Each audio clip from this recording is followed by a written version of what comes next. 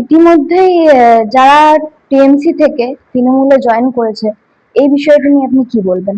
দেখুন, তৃণমূলের নেত্রী মানে নিজের থেকে আরম্ভ করে বড়, মাঝারি, ছোট সকলকে এতটাই অপরাধে নিযুক্ত করে ফেলেছিলেন যে যতদিন পুলিশ তার হাতে ছিল তাদেরকে সুরক্ষা দিতে পেরেছিলেন, তার সঙ্গে ছিল। তো এখন তিনি আর পুলিশ দেখেন না, অতএব সেই অপরাধীদের তিনি সুরক্ষা দিতে পারবেন না। অন্য শাসক দল ক্ষমতায় এসেছে, পুলিশ তাদের কথা মতো কাজ করবে। অতএব সে লোকেরা মমতা ব্যানার্জির সঙ্গে থাকা নিরাপদ মনে করছেন না, বরং সেখানে থাকলে বিপদ হবে বলছেন। তো যেখানে গেলে বিপদ হবে না, ও অন্তত কম বিপদ হবে, অন্তত তাড়াতাড়ি না হয়ে দেরি করে হবে, তারা সেখানে চলে যাচ্ছেন। কয়েকদিন আগে বিজেপিরই কিছু শীর্ষস্থানীয় নেতারা বলেছিলেন যে বিজেপিতে তৃণমূলের কোনো জায়গা নেই। সেক্ষেত্রে তবে কি বিজেপিতে তৃণমূলীকরণ শুরু হয়েছে? দেখুন, তারা মুখে কি বলছেন সেটা একটা কথা, কিন্তু আপনি বাস্তবে যা দেখছেন তো সেটা তো অন্যরকম।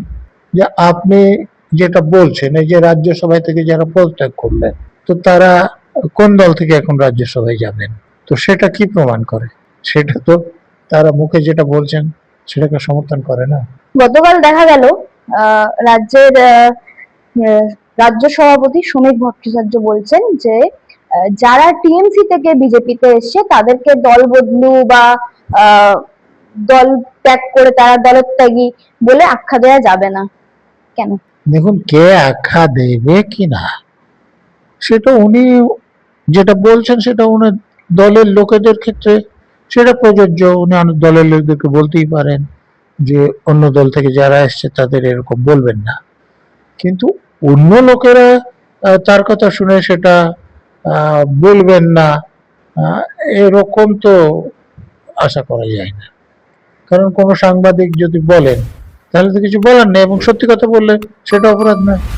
দল ত্যাগ করা মানে তো দলত্যাগী বলতেই আখ্যা তো দিতেই লাগে। তো সেক্ষেত্রে উনি বারণ করছে যে আখ্যা দেওয়া যাবে না। উনি যে এই বারণ করছে এটা কিসের জন্য? উনি বলছেন এনাদের পরিচয় এনারা বিজেপি কর্মী।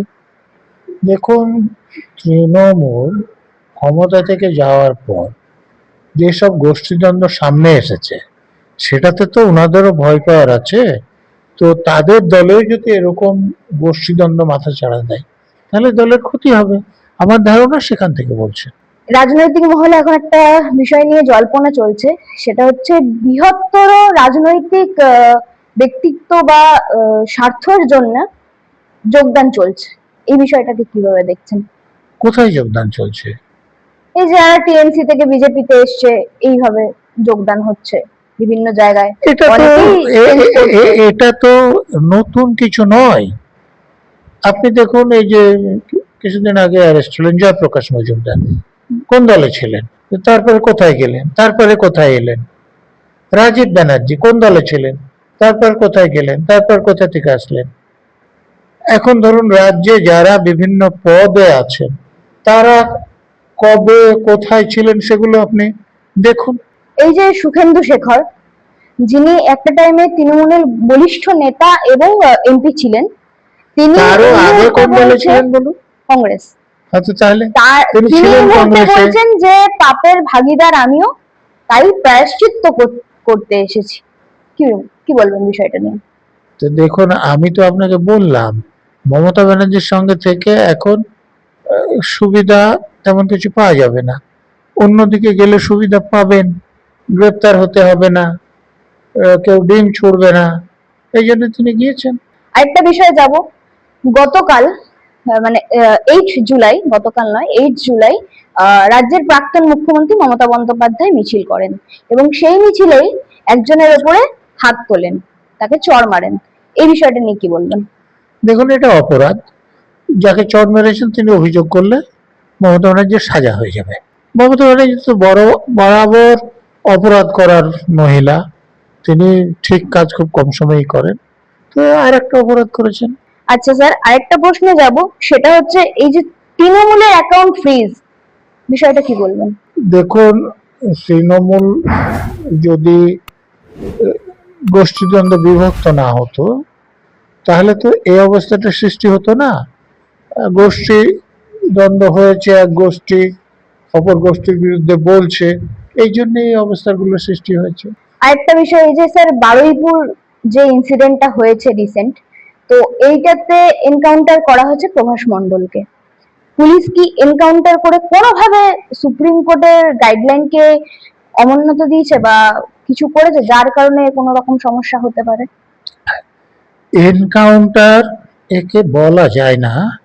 এনকাউন্টার ধরুন যে আপনি একজন আসামি ধরতে গিয়েছেন, তারা আপনাকে মেরে ফেলতে চাইছে বা অপহরণ করে নিতে চাইছে, তখন আপনি বল প্রয়োগ করলেন, তাতে মৃত্যু হলো, সেটাকে বলা যায়। কিন্তু এখানে একজন আসামি তারা ধরে নিয়ে এসছেন, তাদের কাস্টডিতে আছে, তাকে মেরে ফেলা, এটাকে এনকাউন্টার বলা যায় না। স্যার আরেকটা বিষয়, সেটা হচ্ছে এই যে প্রভাস মণ্ডলকে যে এনকাউন্টার করা হয়েছে, এটা পশ্চিমবঙ্গে নতুন সরকার আসার পর প্রথম ধর্ষক হিসেবে শাস্তি। এই বিষয়টাকে নিয়ে কি বলবেন? না, এর আগের সরকারের সময় তো হয়েছে, ওই যে খুব সম্ভবত উত্তর দিনাজপুর না দক্ষিণ দিনাজপুর হবে জানি না, ওই যে রাজ্যের ডিজি বললেন যে একটা গুলি করলে 4টে গুলি করা হবে, তারপর একজনকে গুলি করে মেরে দেওয়া হলো। তা আগেও হতো, এটা যে নতুন হচ্ছে তা নয়। বেআইনি কাজ, এটা হওয়া উচিত না, এটুকু আমি বলতে পারি। আচ্ছা, এই যে প্রভাস মণ্ডলকে যে এনকাউন্টার করা হয়েছে, আপনি কি সহমত? দেখুন, তা আমি সত্যিকার কি করা হয়েছে জানি না, তবে গণমাধ্যমে যতটুকু জানা যাচ্ছে, তো তার সঙ্গে কি করে সহমত হওয়া যায়? এই মুহূর্তে বিকাশ ভট্টাচার্য বলছেন উনি ভদ্রলোক, কি বলবেন? দেখুন, উনি কি বলেছেন সে নিয়ে আমার মন্তব্য করা ঠিক নয়। তবে ধরুন আপনার বিরুদ্ধে একটা অভিযোগ হয়েছে, যে আমার বিরুদ্ধে একটা অভিযোগ হয়েছে, কোর্টে যখন আমি দোষী প্রমাণিত হব তখন সে কনভিক্টেড, বা যখন কোর্ট সাজা দেবে তখন সে সেন্টেন্সড, সাজাপ্রাপ্ত। কিন্তু যতক্ষণ না হচ্ছে ততক্ষণ তো আমাকে ক্রিমিনাল বলা ঠিক হবে না। এমনও তো হতে পারে যে আমার নামে মিথ্যে করে অভিযোগ করা হয়েছে, আমি এরকমই বিশ্বাস করি। ধন্যবাদ স্যার আপনাকে, নমস্কার।